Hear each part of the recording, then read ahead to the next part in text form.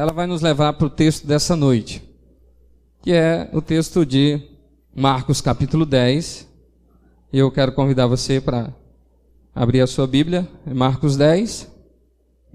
A partir do versículo, Marcos 10, a partir do versículo 13, Marcos 10, 13, 14, 15 e 16.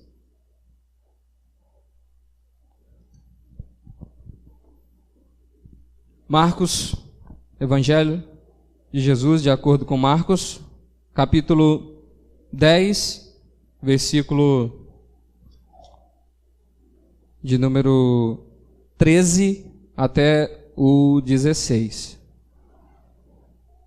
Muito bem. Eu vou ler o texto, peço que você acompanhe nesse instante. Na NVI está escrito assim: alguns traziam crianças a Jesus para que ele tocasse nelas, mas os discípulos os repreendiam. Quando Jesus viu isso, ficou indignado. Ele lhes disse: deixem vir a mim as crianças, não as impeçam, pois o reino de Deus pertence aos que são semelhantes a elas. Digo-lhes a verdade: quem não receber o reino de Deus como uma criança, nunca entrará nele. Em seguida, tomou as crianças nos braços, impôs-lhes as mãos e as abençoou. Amém? Vamos orar nesse instante? Pai de amor, Pai querido, nesse momento eu te peço que nos conduza nesse texto para a mensagem do Senhor para as nossas vidas nesse momento. Abençoe cada um de nós que aqui estamos por meio da palavra, que ela seja simples ao entendimento, porém profunda para a transformação, e que todos nós saiamos daqui impactados pelo poder da tua palavra. Que o teu Espírito Santo haja em nossas vidas e nos conduza ao coração da tua palavra.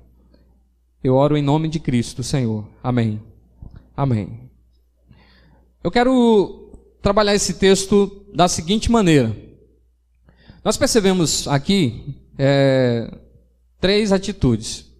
Mas antes de ir para as atitudes, eu quero lembrar vocês do que nós estamos vendo. O Evangelho de Marcos, a exposição lá do capítulo 1, agora estamos no 10. Vimos que até o capítulo 8 Jesus tratou, ou Marcos tratou, de apresentar Jesus. Ou seja, quem era Jesus? Quem é esse Jesus? Ou seja, tudo que está descrito de 1 a 8 até o versículo de número 26, 27 está relacionado com a identidade de Jesus. Eu tenho dito isso porque faz parte do aprendizado e do bom entendimento do texto. Vimos que a partir metade do capítulo 8, então, há aquele reconhecimento por parte de Pedro: tu és o Cristo. Então entra uma segunda parte que é sobre a missão de Jesus. Então a primeira parte, a identidade do servo. A segunda parte, a missão do servo. E aqui nós estamos num período, esse meio, a partir do capítulo 8, 9, 10, em que Jesus está em direção a Jerusalém. Ele então agora está dando um treinamento para os seus discípulos. Vimos isso intensamente no capítulo 9. E agora mais alguns ensinos, porém de uma forma de paradoxos. Nós temos 5 paradoxos aqui, nesse capítulo 10. Ou seja, vimos o primeiro, na semana passada, sobre a questão do divórcio. Agora vamos ver a questão do casamento e do divórcio, vamos colocar assim. E logo em seguida ao casamento vem a questão das crianças. Talvez seja por isso que a narrativa coloque aqui nessa sequência. Primeiro o casamento, depois os filhos, depois as crianças. Talvez seja por isso. Agora, de uma forma muito simples, nós percebemos, primeiramente, eu vou falar assim direto e depois vou voltar explicando. A atitude das pessoas. Perceba aí que elas traziam crianças para que Jesus tocasse nelas. Mas nós vemos aí, eu chamei de atitudes sábias. Depois nós vemos a atitude dos discípulos. não é? A segunda parte do versículo 13 diz que os discípulos os repreendiam. Então nós vemos a atitude dos discípulos, uma atitude de objeção, de obstáculo àquela ação das pessoas de trazerem crianças para Jesus a abençoar e tocar nelas. E nós vemos, por fim, a atitude de Jesus, que é uma atitude, eu chamei assim de inusitada, porque nós não vamos encontrar outra atitude de Jesus como essa, pelo menos assim, a descrição. Na verdade, até nós vimos atitudes de Jesus relacionadas assim à sua justiça. Quando ele, por exemplo, entra no templo, e isso vai ser visto lá no capítulo 11, logo em seguida, ele fica também indignado, mas lá não diz que ele fica indignado, só diz que ele repreendeu severamente aqueles que estavam fazendo da casa do Senhor em covil de salteadores e cambistas, etc. Mas aqui, o texto ele traz uma expressão muito forte. Então, nós vamos focar a nossa terceira parte na atitude de Jesus, como que Jesus reage ou age diante dessa situação. Então, é isso que nós vamos ver nessa mensagem, nesta noite. Então, vamos começar pelo começo. E, desculpe a redundância, mas o tema dessa noite é receptivos ao reino de Deus. Seja receptivos ao reino de Deus. É o que nós vamos aprender. Jesus diz no versículo 15, na NVI, e nós vamos trabalhar esse ponto, e a grande ideia de hoje não é minha, é do texto mesmo, ou seja, eu peguei uma cópia literalmente, dei aqui um Ctrl+C e Ctrl+V, porque não achei nada melhor. O texto é muito claro, que diz, no versículo 15, na tradução, na nova versão internacional, na parte do versículo 15, diz assim: quem não recebeu o reino de Deus como uma criança, nunca entrará nele. Então, olhe bem, essa é a grande afirmação desse texto. E por essa afirmação, nós vamos chegar a um entendimento de que muitos de nós, inclusive eu, admito, já li esse texto bem equivocadamente, bem errado, certo? Bem errado. Então, olhe bem, vamos seguir nos passos do texto, primeiramente observando a atitude das pessoas. Ou seja, há um costume, na verdade, que as pessoas tinham, que era o de levar as suas crianças para serem abençoadas. Sabemos que na cultura judaica, os pais abençoavam as crianças. Era quase que uma ordem os pais fazerem isso. Então, durante todo o Antigo Testamento, a gente vê essa prática. Então, a bênção. Lembra lá, Moisés, nós lembramos de Abraão, ele abençoa Isaac, Isaac abençoa Jacó, e assim Jacó abençoa José, e nós vemos a bênção ela é transmitida através desse gesto também, muitas vezes de impor as mãos. Então essa é uma prática que é uma prática, eu chamo assim de uma prática muito sábia, muito boa. E no costume desse contexto, os pais tinham o costume de levar as crianças para os rabinos mais famosos para abençoarem. Então, se um pai estivesse na rua, vamos chamar assim, e visse um dos mestres, um dos rabinos, principalmente aqueles que tinham mais notoriedade, então o pai pedia para o rabino abençoar seu filho. E essa bênção, ela tinha um gesto, a imposição das mãos, e ela tinha um significado. Então era um costume muito bom, muito importante, e nós sabemos que Jesus ele fez isso, ele recebeu as crianças e ele fez isso também. Então eu vou pegar esse ponto aqui e vou falar um pouquinho sobre aquele costume que nós tínhamos, eu tinha, de pedir a bênção para o pai e para a mãe. Quem teve esse costume aqui? Levanta a mão. Quem? quem teve, eu falei, agora eu vou perguntar, quem ainda tem hoje ainda?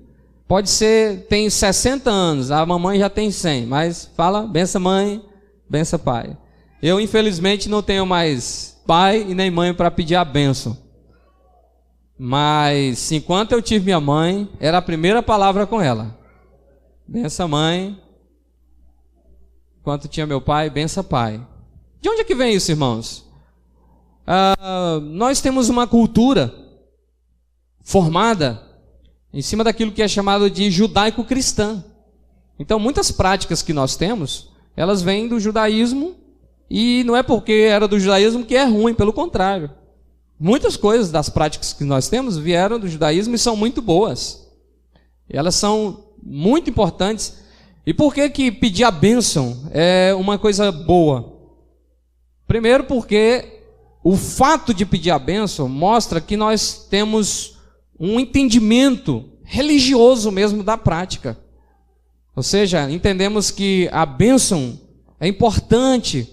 E nesse contexto aqui, essa bênção significava várias coisas, porque a palavra bênção, barak, no hebraico, ela significa felicidade, suprimento, proteção. Ela é uma palavra assim muito ampla, que fala justamente da bondade, do amor de Deus, da providência de Deus, da graça de Deus.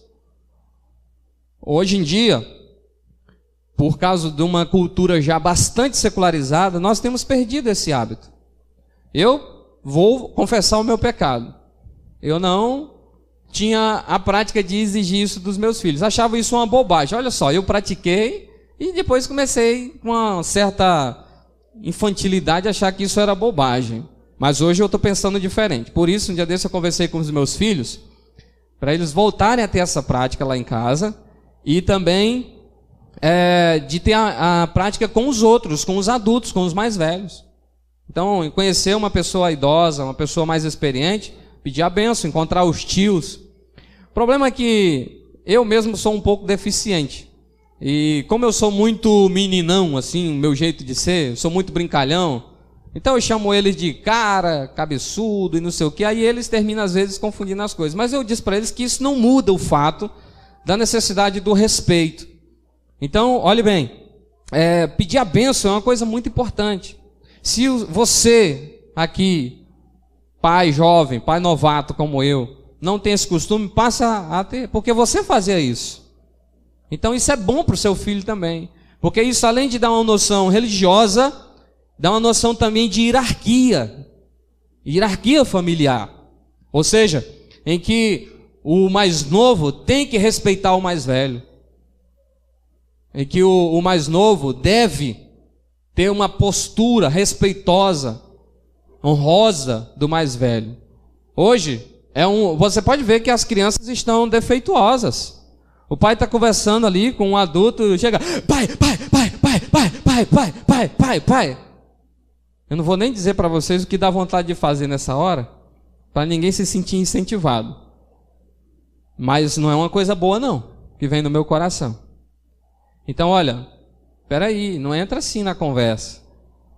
E essa falta de modo dos filhos, ela tem grande parte de influência dessa falta de noção de hierarquia. Então, olha o valor que nós estamos perdendo. Mas os antigos, eles tinham essa sabedoria. Lá no contexto de Jesus, as pessoas davam importância. E se ser abençoado por um rabino qualquer, vamos chamar assim, por um idoso outro, ou um adulto que seja, era importante, quanto mais ser abençoado por quem? Por Jesus. É interessante que nos costumes medievais e até mesmo nas monarquias, o filho, o príncipe, recebe a bênção do rei. Aquele filho que vai reinar no lugar dele recebe a bênção do pai. Então a bênção é algo importante. Quando você abençoa seu filho, você mune ele de confiança. Você está transmitindo fé para ele. Você está transmitindo algo que ele não vai encontrar em nenhum outro lugar. Então a bênção, eu chamo assim, um aspecto muito importante da preparação para a vida para a vida. Então eu não queria sair daqui hoje com a sensação de que eu falei palavras ao vento. Eu queria fazer uma pergunta, muito sinceramente, e eu admiti, eu confessei aqui diante de vocês, que durante um tempo, eu parei de fazer isso. De exigir isso dos meus filhos, para comigo, com a minha esposa, dos meus filhos para com os tios, a avó, os parentes mais próximos. Mas em um momento eu repensei essa situação, eu vi que eu estava me distanciando. Então, eu queria perguntar aqui, quem dos pais mais novos aqui, ou até antigo também, que não tem tido mais essa prática de exigir a bênção dos seus filhos, e que vai a partir de agora, não, eu vou resgatar isso lá na minha casa. Levanta a mão, só para me ver quantos estão aqui, que não fazia isso, que vão agora... você não vai impor, mas você vai ensinar e dizer, isso é muito bom, meu filho. Eu espero que os pais dessa igreja, motivados, encorajados por esse texto, possam também resgatar esse valor. Isso eu te digo, não vai lhe fazer mal, pelo contrário, só vai lhe fazer bem. Amém? Amém? Esse é o primeiro assunto, a primeira parte aqui. Agora, vem uma segunda parte, muito curiosa, vamos chamar assim, curiosa. Na parte B do versículo 13, diz que, mas os discípulos os repreendiam. Me chamou bastante a atenção do porquê os discípulos fizeram isso. Na verdade, olhando o texto e olhando também o contexto, não há nenhuma menção da razão explícita pela qual os discípulos tomaram essa atitude. Não vemos. Mas possivelmente eles tivessem querendo proteger, já que Jesus tinha se revelado para eles agora de uma maneira mais intensa, talvez eles quisessem proteger Jesus de tarefas, digamos assim, secundárias, segundo plano. Um rabino tão importante, um mestre tão importante, gastando o seu tempo com abençoar criancinhas. Jesus tem mais o que fazer. Talvez fosse isso que tivesse na cabeça deles. Mas a explicação é uma explicação que vem no capítulo 6 de Marcos, a partir do versículo 36. Olha aí comigo, 6,36. Porque a gente está em Marcos, não vamos sair de Marcos. 6,36 diz assim: manda embora o povo para que possam ir aos campos e povoados vizinhos comprar algo para comer. Mais uma vez, Jesus se compadece daquela multidão e os discípulos com um coração endurecido. Nós vamos ver isso no capítulo 8, em que Jesus diz para eles: vocês não entendem, vocês não estão prestando atenção no que eu estou lhes dizendo. Esses discípulos não eram muito fáceis, assim como nós também não somos. Eles eram pessoas que ouviam e não aprendiam. Muitos deles não estavam captando a mensagem. No capítulo 9, Jesus já havia dito para não impedir que as crianças viessem até ele. Pegou Jesus aí no capítulo 9, versículo 35. Apresentando-se, Jesus chamou os 12 e disse: se alguém quiser vir após mim, se alguém quiser ser o primeiro, será o último e servo de todos. E tomando uma criança, colocou-a no meio deles. Pegando-a nos braços, disse-lhes: quem recebe uma dessas crianças em meu nome está me recebendo. E quem me recebe não está apenas me recebendo, mas também aquele que me enviou. Ou seja, Jesus já tinha uma relação com as crianças e já tinha dito: não impeçam as crianças. Mas os discípulos, de uma maneira surpreendente, ainda não tinham entendido isso, como não tinham entendido muitas outras coisas. E aí, Jesus mostra para eles que Jesus dá uma grande importância, sim, para as crianças. Na verdade, Jesus iguala todos em valor. Ele iguala todos, que o judaísmo tinha se distanciado. Ele iguala na questão de valor, de ser humano. Ele iguala mulheres, ele iguala pessoas marginalizadas, ele iguala todos, no que se refere à dignidade humana desses seres. Ou seja, Jesus valoriza as pessoas mais menosprezadas. Ele se importa com todos e dá valor a todos que vão até ele, que se prostram diante dele, que clamam a sua misericórdia, enfim. E os pequeninos não poderiam ficar de fora. Então, ele ensinou para os discípulos que essas crianças eram importantes e que elas não poderiam ser impedidas de ser abençoadas pelo mestre também. Que elas eram tão dignas quanto os adultos. Não podiam ser impedidas. E essa questão, essa atitude de Jesus, ela é muito importante. Porque Jesus não coloca nenhum ser humano acima de outro. Ele valoriza todos. Ele se importa com todos. Ele dá dignidade a todos. E essa é uma lição para nós como igreja, como família. No entanto, a gente precisa pensar como que nós temos sido em relação a tratar as crianças. Será que nós não temos impedido as crianças também no nosso tempo? Enquanto igreja, enquanto famílias. E eu fiquei pensando que há muitas formas de ser como os discípulos, que é um tipo inadequado, não é? Muitas vezes, os meus filhos, eles pedem tempo comigo, pedem atenção. Embora na minha avaliação eu sempre dou atenção a eles, mas eles sempre exigem mais. Reclamam que eu fico no celular, que eu fico no computador, que eu sempre estou agarrado com um livro, e eles reclamam dessas coisas também, porque eles queriam mais atenção. E às vezes eu dou razão para eles e às vezes não, porque eles são crianças e não entendem certas coisas que a gente entende. Mas sabemos que a vida contemporânea, do nosso século, esse nosso presente século, ele tem aumentado a iniquidade. E questões assim como secularização, hedonismo, ou seja, a vida focada no prazer, a pessoa que se satisfaz em si, as pessoas têm se tornado muito egoístas.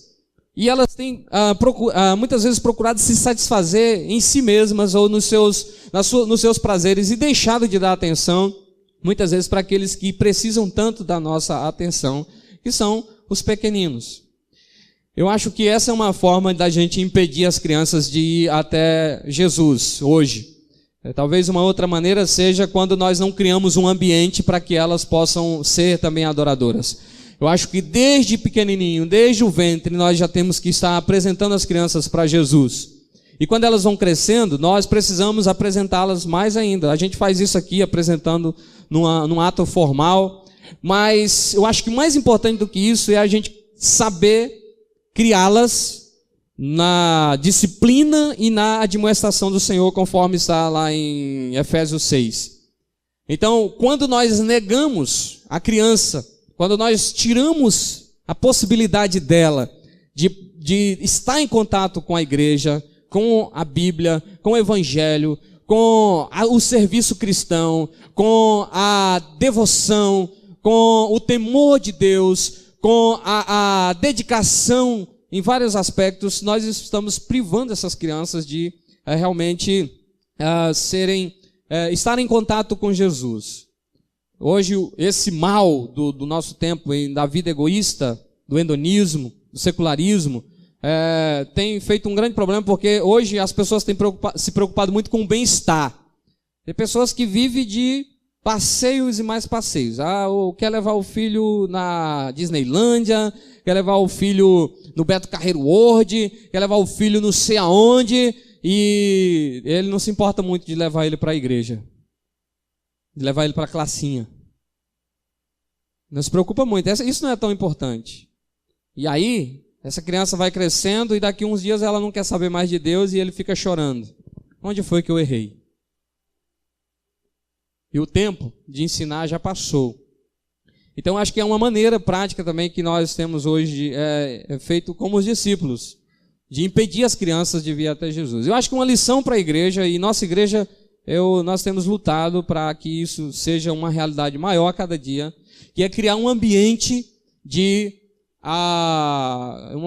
um ambiente de aprendizado, que possibilite aprendizado genuíno do Evangelho para essas crianças. Sabemos que as crianças, desde o princípio, elas são bênçãos. Lá, o Salmo 127 diz que os filhos são heranças do Senhor. Então, essa atitude dos discípulos é estranha, porque ela não se justifica, senão por esse egoísmo, talvez por essa distorção do entendimento deles da missão de Jesus. Por isso, então, Jesus entra em cena, e aí a gente percebe nos passos de Jesus aqui, nas atitudes de Jesus, ou uma atitude que é multiplicada em alguns aspectos, eu queria destacar a partir de agora. Então, se fica uma lição desse ponto 2, é que você, pai, mãe, é o maior responsável, avô e avó, tio e tia, de levar seus filhos a Jesus. Você deve lembrar que esse é o tempo dele aprender, de crescer e de checar se o ensino da palavra de Deus está chegando no coração, ou se ele está se transformando apenas num religiosozinho pequeno. Porque é isso que acontece. Tem diferença de estar realmente sendo impactado pelo Evangelho, de estar sendo pastoreado pelo coração e de ser apenas alguém que faz o que eu chamo de beabá, o beabá evangélico, ou o beabá religioso. Não se satisfaça do seu filho vir à igreja. Não se satisfaça só apenas com isso. Mas vá além. Verifique nas suas atitudes qual é a capacidade de quebrantamento que ele tem, capacidade de humildade, capacidade de devoção. Olhe como é que ele fala de Deus. Às vezes ele faz piada com o nome de Deus e você nem se importa. Você acha bonitinho. Você está ensinando ele intrinsecamente a ser um ímpio. E isso é muito ruim. E aí Jesus não se agrada nada dessa atitude dos discípulos. A partir do versículo 14, diz que, o texto relata que, quando Jesus viu, eu acho interessante o verbo ver aqui. Jesus viu, Jesus estava observando esses camaradas. Acho que como ele está observando a gente ainda hoje, tá certo? Pais, Jesus está nos observando. E esse olhar não é para nos causar pânico, mas é para nos encorajar a ter uma atitude realmente de devoção. Jesus vê, mas Jesus não apenas vê, ele age. Ele age de uma maneira enérgica, que você não encontra essa expressão no Novo Testamento em outro lugar. Diz o versículo 14, quando Jesus viu isso, ele ficou indignado. Indignado, que palavra forte essa palavra, indignado. É algo que deixou Jesus assim, contrariado, né? Movido por uma indignação. Até mesmo na tradução da palavra, agnatel, deixou Jesus ofendido. Aquela atitude ofendeu Jesus. Então ele se desagradou daquilo, ele ficou muito descontente, insatisfeito com aquela atitude dos discípulos. Então ele não só viu, mas ele também se indignou por aquela atitude. E na continuidade do texto, Jesus diz, deixe vir a mim as crianças, não as impeçam, pois o reino de Deus pertence aos que são semelhantes a elas. Olhe bem, aqui eu vou entrar numa questão muito polêmica, mas eu não tenho medo disso. Está sendo gravado ali, e eu não tenho dificuldade com isso. Nós entramos numa questão, porque eu disse anteriormente que Jesus, ele dá dignidade para todos os grupos, para todas as faixas etárias, inclusive para as crianças. Mas a tradução Almeida e várias outras diz assim: deixai vir a mim os pequeninos, não as embaraceis, porque dos tais é o reino de Deus. Só que, se essa expressão é exatamente assim, então significa que toda criança realmente já é salva. Então nós temos uma classe de pecadores que não precisa de arrependimento, que são as crianças. Olha que coisa complicada. Por quê? E é fato, que lá no Éden, o homem pecou e transmitiu o pecado. Lá em Romanos 5 vai dizer que por um só o pecado entrou na humanidade. Davi diz que em pecado me concebeu minha mãe. Ele não estava falando ali do ato sexual. Ele estava falando do fato dele ser humano. Então, como ser humano, ele é um pecador. E a afirmação teológica de Romanos 3:23, então, é mais categórica. O que que diz lá? Todos pecaram e carecem, ou seja, estão separados da presença de Deus, carecem da glória de Deus. Então, isso é um fato teológico. Toda a humanidade é pecadora, inclusive as crianças. E aí vem essa questão. Como que resolver esse embaraço? Então, eu não sou versado em grego, mas eu tenho os recursos. Eu fui investigar quantas versões falavam assim e quantas falavam diferente. Quantas traduziram como a NVI. Então, a NVI, ela traduz assim: não impeçam, pois o reino de Deus pertence aos que são semelhantes a elas. É diferente de dizer dos tais é o reino de Deus. Então eu fui para as versões Almeida 21, que é a Almeida baseada nos melhores textos, a NVT, que é a nova tradução transformadora, a tradução católica e essa tradução da NVI. E algumas outras. Elas trazem, então, essa ideia. Olhe bem, a questão é o seguinte: a palavra, que é traduzida aqui, porque dos tais, ela é uma palavra toiotos, que ela significa como este, ou desta espécie, desse tipo. Então eu não sei por qual razão, até mesmo Bíblias consideradas muito boas, como a King James, traduziram dizendo que dos tais é. Porque o texto grego não diz dos tais é. O texto grego diz que como estes. E se a gente precisa, não é, comprovar a afirmação anterior, que de todos são pecadores, então se as crianças já são automaticamente salvas, então nós temos uma divergência bíblica aqui clara. Então, por isso que eu me dei o trabalho de investigar esse texto e tentar achar uma solução aqui para clarear a igreja sobre isso. Esse ponto aqui, eu chamo de um foco secundário do texto. Crianças, elas são valorosas para Jesus, porque elas têm algum aspecto que é destacado por ele, mas nós precisamos, então, harmonizar com o resto da Bíblia para tentar entender a questão. E nós vemos o seguinte: a Bíblia, a ideia que a maioria das pessoas tem é que as crianças são perfeitas, não pecam, e elas são queridinhas. Mas o Novo Testamento vai trazer luz sobre essa questão. Primeiro que eu li nos 3 evangelhos, ou seja, Mateus, Lucas e Marcos, e nenhum dos textos traduzido usando essa palavra toiotas, que é como, ou dessa espécie, desse tipo, nenhuma delas afirma categoricamente que as crianças são salvas. Mas ela diz como crianças.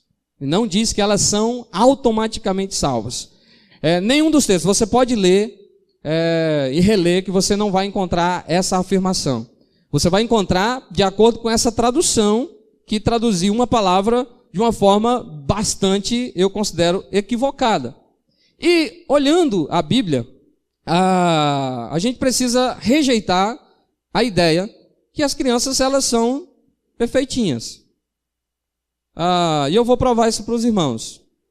No cristianismo do 2º século, é que surgiu a ideia da idade da inocência.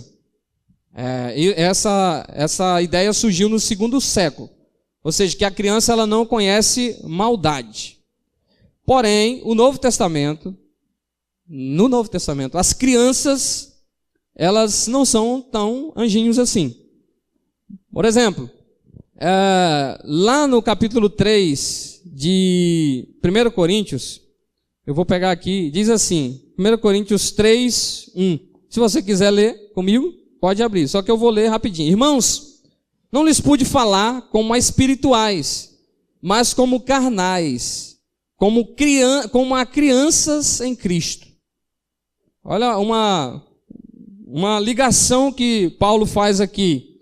Lá também no 1 Coríntios 13, versículo 11, quando ele fecha esse capítulo, olha o que ele diz aqui. Ele diz assim, o texto é conhecido, 11, ele diz assim, só um instantinho. Quando eu era menino, falava como menino, pensava como menino, raciocinava como menino. Quando me tornei homem, deixei para trás as coisas de menino.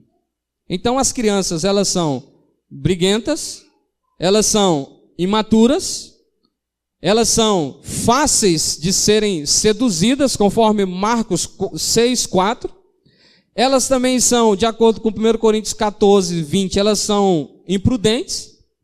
As crianças, elas também são volúveis, ou conforme diz aqui em Efésios 4:14, também quero ler, 4:14, diz assim, Efésios 4:14, o propósito é que não sejamos mais como crianças, levadas de um lado para o outro, pelas ondas, nem jogados para cá e para lá, por todo vento de doutrina, e pela astúcia e esperteza de homens que induzem ao erro. A gente sabe que as crianças são levadas facilmente.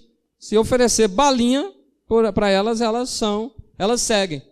Muitas delas. Então as crianças, elas são assim, dependentes também, Gálatas 4, 1 e 2.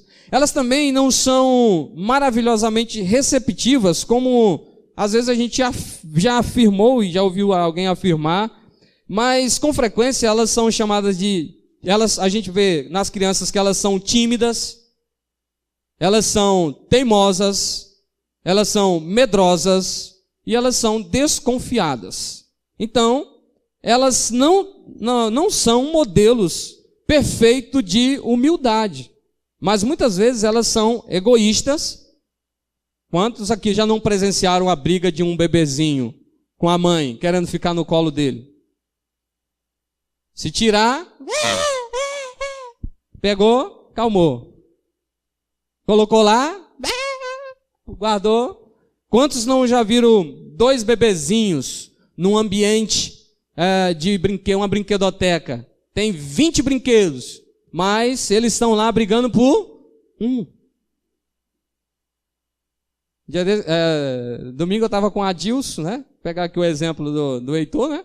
E a gente brincando lá com ele lá na garagem de Dona Teresa. Ele está dando os primeiros passos. Soltava o Heitor ia para onde? Para a tomada. Direto para a tomada. Aí a Adilson disse, pastor, como é que pode, né? Tanta coisa boa, ele vai para onde? Enfiar o dedinho na tomada. Ainda bem que é dessa nova aí, que não tem perigo, mas a Dilson ainda bota mais, coloca aquela tampinha, não é?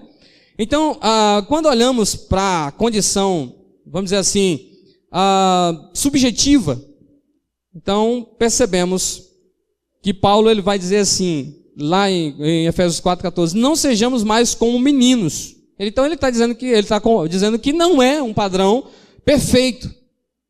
Agora, veja bem, isso não elimina a situação objetiva do fato delas serem diferenciadas. Ou seja, as crianças, elas são absolutamente no começo. Elas ainda não têm nada, elas não sabem fazer nada, elas ainda não têm nenhum valor, por exemplo, para o mercado de trabalho, elas não têm. Então, assim, percebemos que essa expressão de Jesus, ela precisa ser entendida dentro daquilo que ele mesmo quis dizer. E aí é que vem a questão. O que Jesus quis dizer com isso? O que ele quis tratar aqui nesse texto? Pois bem, aí é que vem o versículo 15, que esclarece a coisa. Ele diz, digo-lhes a verdade, quem não recebeu o reino de Deus como uma criança, nunca entrará nele. Essa é a afirmação central dessa noite. Então, percebam que o que ele está dizendo é: deixem-se passar para trás de tudo que já foram, conquistaram, e se tornem nesse novo ser que recomeça. Ou seja, voltem para trás em sua sabedoria humana, em seu egoísmo, em sua altivez, e passe agora a ser alguém novo diante de Deus, como criança recém-nascida. Então, o entendimento contextual da passagem é essa. É que Jesus, embora as crianças tenham várias qualidades que a gente poderia elencar aqui, mas quando ele diz que nós devemos nos tornar como criança, é justamente nessa capacidade de depender e reconhecer e ser absolutamente dependente dele. Ou seja, deixar de ser o eu mesmo para ser alguém novo. Ou seja, uma nova criança. Alguém que foi regenerado. Aí você pode passar a ser um ser espiritual. Ou seja, aí você vai ser alguém verdadeiramente salvo por Cristo Jesus. Aí o reino de Deus, ou você vai fazer parte do reino de Deus. E aqui eu quero avançar para concluir, lembrando o seguinte: esse é o foco central do texto. Não é tratar de salvação universal para as crianças. O foco do texto é dizer que qualquer ser humano, pecador como e a sua maior necessidade é de ser redimido pelo Cristo que veio salvar, buscar e salvar o que estava perdido, precisa se humilhar e se reduzir a tal ponto de se tornar como um bebê que começa, que é totalmente dependente dos pais. Ou seja, se você não for totalmente dependente de Cristo, totalmente dependente de Deus, você não pode entrar no seu reino. O reino aqui tem vários significados, mas ele está falando de uma forma geral. Reino de Deus, então, se refere aqui àquele lugar de domínio completo de Deus. Aquele lugar que só pode pertencer, fazer parte dele, aqueles que se transformarem como uma criança, na sua humildade, na sua simplicidade e na sua dependência de Deus. Então, enquanto nós somos diferentes, crianças e adultos são diferentes. A racionalidade, o entendimento é outro. Mas nós temos que nos tornar como criança nesse nível, no nível da dependência e da simplicidade de receber com a humildade que é necessária para que você possa ingressar no reino de Deus. Então, quando um adulto, pode sendo quem for, ele chega nesse ponto, então ele pode fazer parte do reino de Deus, usufruir do reino de Deus. E tem uma outra lição que nós tiramos aqui desse texto.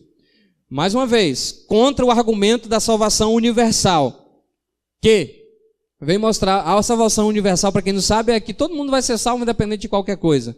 Jesus condiciona. Ele diz, se a pessoa não entrar nesse estado de humildade, de simplicidade e de dependência, ele jamais pode entrar no reino de Deus.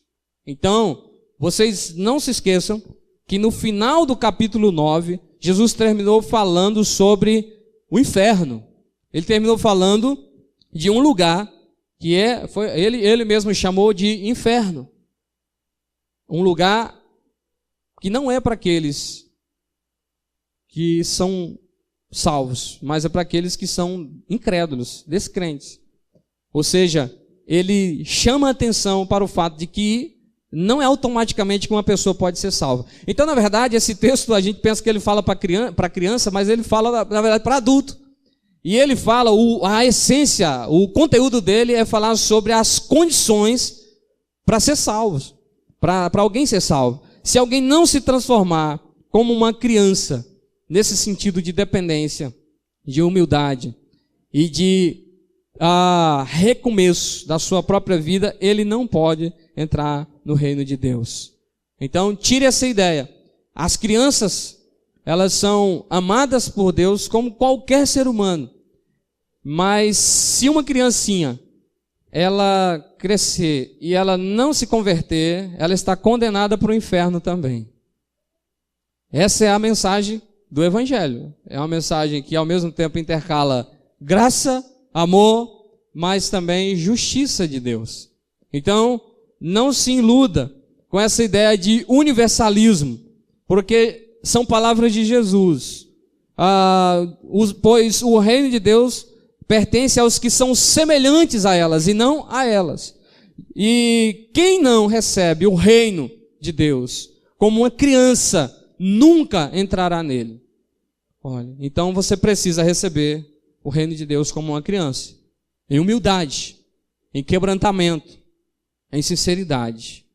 Então Jesus, ele dá aqui um checkmate. Ele nos lembra que se você não nascer de novo, você não alcança esse nível espiritual que uma criança apresenta em símbolo. Se você não for assim, você não demonstra necessidade de Deus em tudo. E aí você se perde completamente. Então, você precisa reconhecer completamente Jesus nessa forma. E aí sim, você pode entrar no reino de Deus. Então tem condições, tem critérios. E o critério é receber o reino de Deus como a criança. Agora a pergunta que fica é: você já foi, já tem sido receptivo ao reino de Deus? Ou você, na verdade, continua arredio, como aquele adulto que vai se esquivando aqui e acolá, que não vai dando as suas desculpas, as suas artimanhas, e você não está realmente, verdadeiramente humilhado diante de Cristo? Olha, o reino de Deus está à sua disposição, mas você precisa se humilhar, você precisa se quebrantar, você precisa depender verdadeiramente de Cristo, porque senão você não pode entrar no reino de Deus.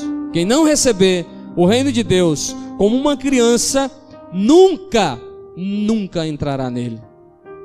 Então não tem desculpa, não tem conversa, não tem outro jeito. Somente se você se humilhar, se você se dobrar diante do senhorio de Cristo, você reconhecê-lo plenamente, aí sim você vai fazer parte do reino de Deus. Você entra nele hoje, quando você entrega a sua vida para Jesus, quando você crê nele, quando você se humilha completamente. Uma coisa que eu observo, já encerrando aqui, é nas desculpas que as pessoas usam. Nas desculpas. Tem até registro no próprio Evangelho. Jesus chamou um homem, ele disse: eu preciso cuidar da minha plantação. Aí Jesus chamou outro, ele disse: mas eu tenho ainda que cuidar dos meus pais, sepultar os meus pais. E aí, esse argumento, ele se transformou, ele se potencializou, ele se desenvolveu. E hoje as pessoas usam as desculpas mais sem jeito para não assumir um compromisso diante de Cristo. Só que enquanto isso, elas estão fora do reino. Como diz um hino, eu não sei se eu não me lembro agora se é um dos hinos do cantor cristão ou se é uma frase de efeito, mas eu ouvi isso muitas vezes na igreja. Tão perto do reino, mas sem salvação. Quantos não estão assim? Tão perto do reino e sem salvação. Porque não se quebrantaram ainda de verdade. Não se tornaram tão dependentes como um bebê de colo. Um bebê que está totalmente entregue nas mãos de seus pais. Vamos orar. Senhor Deus, eu quero pedir ao Senhor, essa palavra é tua, ela não é minha, ela é a tua palavra. Foram palavras ditas pelo teu filho, e é a verdade do Senhor. Foi para aqueles homens e é para nós hoje ainda. Ou seja, quem não receber o reino de Deus como uma criança, nunca poderá fazer parte dele. mas nós sabemos que o Senhor quer que todos sejam salvos e chegue ao conhecimento da verdade e sejam salvos. Por isso eu peço que o Teu Espírito possa ter falado ao coração dessas pessoas por meio da palavra, para que ninguém que nos ouça hoje, seja aqui no templo, seja na nossa vizinhança, seja por meio da internet, possa continuar arredio, cheio de desculpas, cheio de justificativas, para não seguir, para não entrar no reino.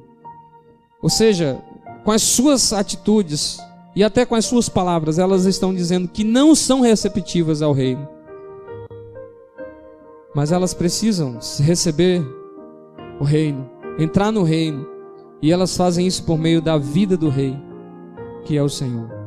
Eu te peço, ajude, Senhor, cada um aqui a entender isso e a se entregar ao Senhor, humilhados, quebrantados, totalmente dependentes do Senhor, como um bebê de colo depende dos seus pais. Que assim seja, Senhor, e tenha sido com esse povo que está aqui, com esses que nos ouvem nesse momento, em nome de Jesus. Amém. Amém.